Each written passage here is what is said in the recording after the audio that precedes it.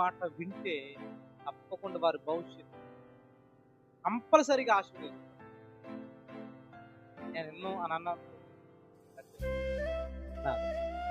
చిన్న బిడ్డలుగా నేను అదే కోరుకుంటున్నాను. నేను తెల్లగట్లు చేసి ప్రార్థన చేస్తాను. నేను చూస్తాను బహువా మా ప్రైజమ్మ కానివ్వండి, రెడ్డిబాబు కానివ్వండి, మా సంఘస్థుల బిడ్డలు కానివ్వండి, తల్లిదండ్రులు మాట వినేవారిగా చిన్నతనంలో రక్షణ ఈ సంఘం అదే. ఈ సంఘము చిన్నతనం. నేను ఎందుకు సండే స్కూల్ పంపండి పంపండి పంపండి అని అంటే ఒక్క మాట కాకపోతే ఒక్క మాట అయినా సరే ఒక రోజు నాడు ఆ విత్తనం వారిలో ఫలిస్తుంది. ఒక్క మాట కాకపోతే ఒక్క మాట అన్నా కానీ నేను ఎందుకు మస్టమ్ ఫిట్ సండే స్కూల్ పంపండి అని ఎందుకంటున్నా తెలుసా? తద్వారా మీరు మేలు పొంది.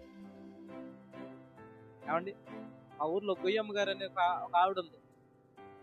నమ్మరు ప్రియమైన దేవుని బిడ్డారా, వాళ్ళ అబ్బాయి ఎంత దొంగోడు అంటే పగల ఇలా తీసాడు అనుకోండి, రాత్రి అయితే మాయమైపోవాల్సిందే. ఎవరు తీసాడు అంటే ఫలానా ఆయన తీసాడు. పైగా ఒక మాట జాగ్రత్త చెప్తుంది వింటారా, ఆయన తీసాడని తెలిసినా కానీ వాళ్ళ అమ్మ దెబ్బలాడుకొచ్చింది. కొంచెం అమ్మ చూడండి, దెబ్బలాడుకొస్తే ఆ దెబ్బలాట్లో మళ్ళీ ఆవిడ కొట్టేసాడు ఈయన. ఇలాగా ఎంత ప్రేమ అంటే ఆవిడికి ఆ దొంగ వైద్యంలో కూడా చాలా ప్రేమ ఉండొచ్చు, కానీ అలాంటి విషయాల్లో ఒకవేళ చివరికి ఆ విలువ అలా చచ్చిపోయేదాకా చంపేసింది ఆ ప్రేమ.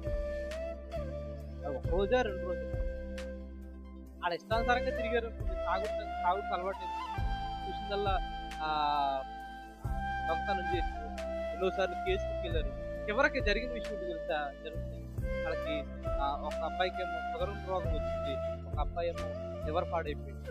ఇద్దరు కళ్ళు ఈవిడి కొంతకాలం బతికి ఈవిడి జరిగింది. నాకు ఆ ఫ్యామిలీ తీసుకుంటల్లా భయమే. మన బిడ్డల్ని మనం జాగ్రత్తగా పెంచాల్సిన బాధ్యత మన మీద.